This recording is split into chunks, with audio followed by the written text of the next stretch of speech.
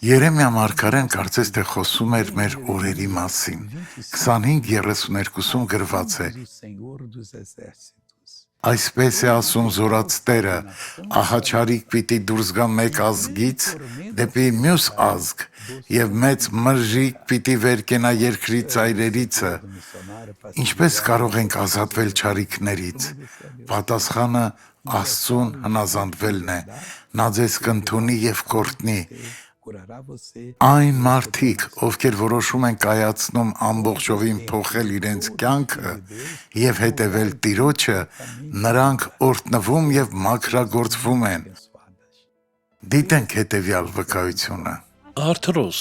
Արթրոս, Չեմ կարողանում քայլել, ոտքերումս ուժ չկա։ Ինչպես էի քայլում աղոթքից առաջ։ Այդպես դանդաղ։ Մի փոքր Կաղալով։ Հիմա նորմալ քայլեք։ Շարունակեք նորմալ քայլել։ Դուք հիմա շատ ավելի լավ եք քայլում։ Մի քիչ վազեք, քույրիկ։ Ինձ դուր է գալիս սա, ինձ դուր է գալիս։ Հիմա գնացեք այնտեղ,